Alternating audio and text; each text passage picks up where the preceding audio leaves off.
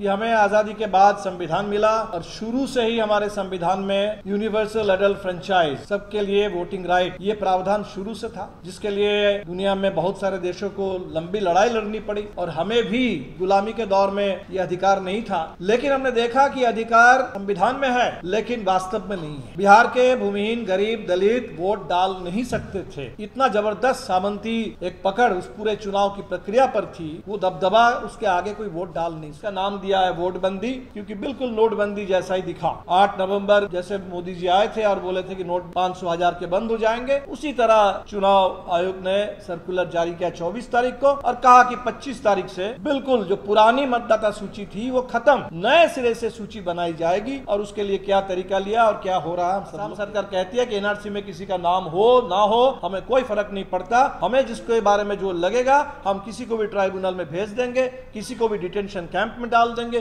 किसी को भी उठा करके हम बांग्लादेश भेज देंगे, क्योंकि इस मामले में वहां एनआरसी की कोई वैधता, कोई मान्यता सरकार के नजर में नहीं है। इस बात को भी जान लेना चाहिए।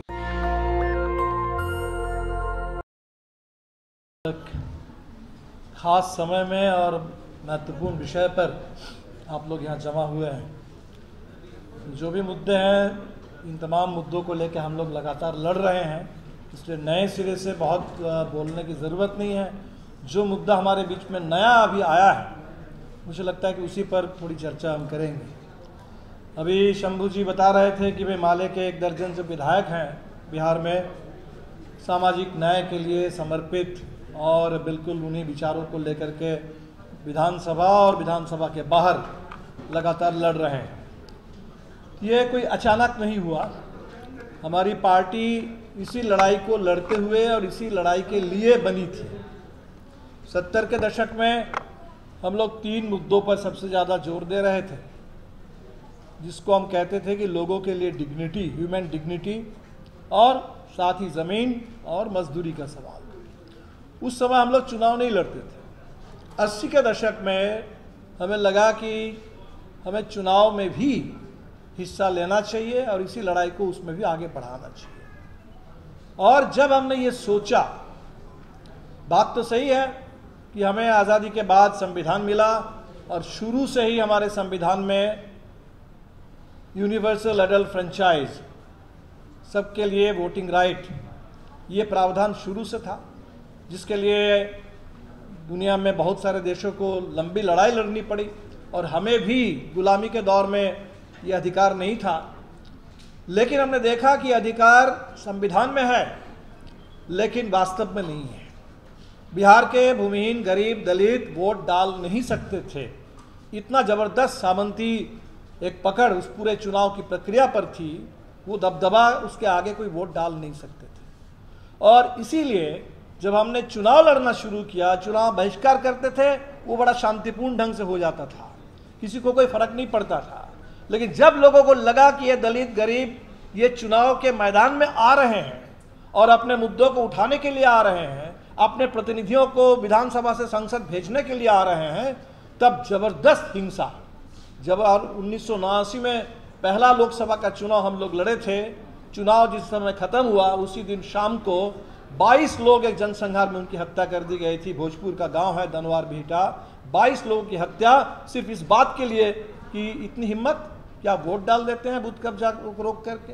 और उस चुनाव की खूबी मैं बता रहा हूं कि आज हम लोग पूरे देश में महादलित, अति पिछड़ी जातियों को लेकर के इतनी चर्चा सुन रहे हैं। उसके शुरुआती एम्पावरमेंट का सबसे पहले का अगर प्रतिनिधि कोई थे तो भोजपुर जैसे सामंतीगढ़ से कॉमरेड रामेश्वर प्रसाद, जो एक नोनिया जाति से आते हैं, एक भूमिहीन खेत मजदूरों के नेता, वो बीपी सिंह की सरकार के दौर में सांसद बनकर के आरा में पहुंचे थे, आरा से दिल्ली पहुंचे थे और तब से ये सफ़र शुरू हुआ।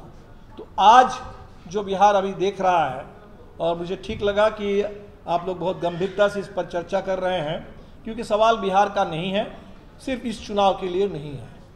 सवाल बहुत साफ साफ चुनाव आयोग ने कह दिया कि अब पूरे देश में चुनाव इसी तरीके से कराए जाएंगे। तो जो SIR बिहार के लिए आया, बिहार के लोगों ने इसका नाम दिया है वोटबंदी, क्योंकि बिल्कुल नोटबंदी जैसा ही दिखा।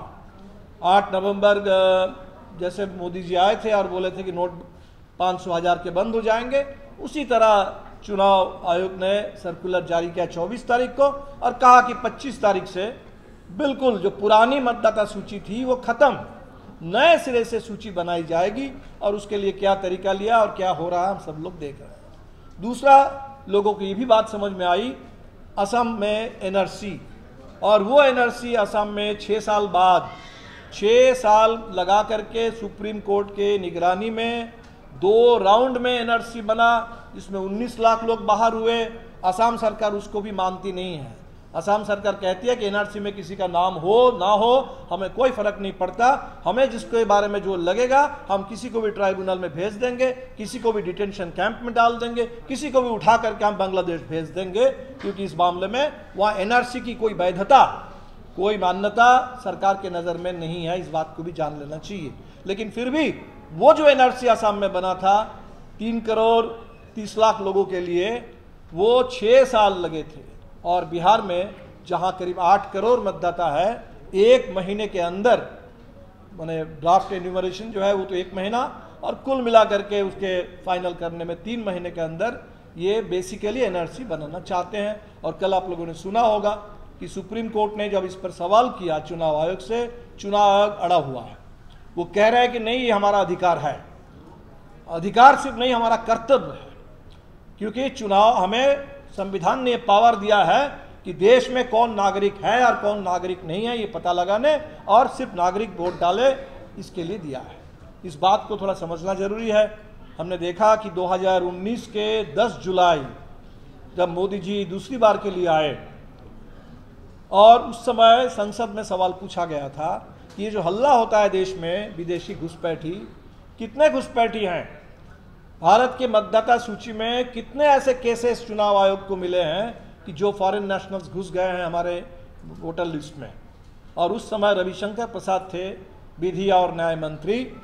10 जुलाई 2019 उन्होंने कहा कि 2016, 17, 18, 19 4 साल में चुनाव आयोग ने हमें बताया सिर्फ 3 केस मिले हैं पूरे देश के पैमाने पर। 16 में एक भी नहीं, 17 में एक भी नहीं, 19 में एक भी नहीं, 18 में 3 केस मिले थे, एक गुजरात से, एक तेलंगाना से, एक बंगाल से, बिहार से एक भी नहीं। और आज अचानक आप अखबार में देख रहे हैं कि रिपोर्ट आ रही है कि बीएलओ जहां भी जा रहे हैं घर घर म्यांमार के लोग दिख रहे हैं बिहार में। वहाँ फिर म्यांमार के लोग आ गए हैं। हमने कहा कि भाई बिहार के गाँव में मुसहर दिखेंगे, और मुसहर को अगर आप म्यांमार समझ लगे और अगर बताएंगे कि हम मुसहर जाति से हैं और आपने नोट कर लिया कि ये म्यांमार वाले हैं, तब तो माशाअल्लाह। आप कह रहे हैं कि अचानक सारे नेपाल के लोग घुस गए हैं, बांग्लादेश के लोग घुस गए। आप जरा सोचिए, पश्चिम बंगाल के मजदूर परेशान हैं, वो बांग्ला में बात करते हैं, और देश के हर राज्य में जहां भी जा रहे हैं उनके ऊपर पिटाई हो रही है, उनको थाने में डाला जा रहा है, क्योंकि बांग्ला भाषी और बांग्लादेशी ये फर्क मिटा दिया गया है कि जो भी बांग्ला में बात करेगा। अब असम में बीजेपी के वहाँ सरकार है, वहाँ के मुख्यमंत्री बांग्ला वहाँ की दूसरी भाषा है असमिया के बाद, और मुख्यमंत्री कहते हैं कि अगर यहाँ के मुस्लिम अगर बांग्ला को अपनी मातृभाषा के रूप में घोषित करें तो मेरे लिए तो काम बड़ा आसान हो जाएगा, फॉरेन नेशनल चुनने में हमें कोई दिक्कत तब नहीं होगी। इस बात को हमारे संविधान के रहते हुए, संविधान पर शपथ लेकर के जो सरकारें बनती है, 8 शेड्यूल और तमाम बातें उसमें है, वो एक मुख्यमंत्री, चुने हुए मुख्यमंत्री इस बात को कह रहे हैं। तो आज चुनाव आयोग से कल हमारा डेलीगेशन मिला, हमारे बिहार के दोनों सांसद, बिहार के हमारे सचिव आए थे, और जब उन्होंने कहा ये बात कहाँ से आ गई अचानक, जो 2019 में, उन्होंने कहा हाँ ना वो 2019 तक वही सही था, ये सब कुछ 2019 के बाद हुआ। तो 2019 के बाद अभी 24 का चुनाव हुआ, लोकसभा में चुनाव हुए, और उस समय भी कोई बात नहीं थी, अचानक ये कहाँ से बातें आ गई है, तो आप समझ सकते हैं। दूसरा, ये जो बातें हो रही है कि अभी चल ही रहा है एन्यूमरेशन फॉर्म, उसको सबमिशन का दौर चल रहा है, और अभी अपने कहना शुरू कर दिया कि करीब 74 लाख लोग, संख्या बढ़ रही है, 74 लाख लोगों के नाम कटे जाएंगे। क्यों? कि कोई मर गए हैं, कोई स्थायी रूप से बिहार से बाहर चले गए हैं, या एक ही मतदाता है 2-3 जगह से नाम चढ़े हुए हैं। और ये अभी कुछ दिन पहले समारी रिविजन हुआ था, उस समय भी बात नहीं आई। तो ये अचानक कहाँ से आपको पता चला कि इतने लोग मर गए हैं? अचानक कहाँ से बात आई कि इतने लोग बिहार से बाहर चले गए? तो बात को समझना बिल्कुल आसान है कि बिहार में अभी बूथ कब्जा होता था 70 के दशक में, 80 के दशक में, अब तो चुनाव कब्जा हो रहा है, अब तो पूरे मतदाता सूची पर कब्जा हो रहा है और लड़े बगैर तो होगा नहीं। लेकिन बिहार पर भरोसा है।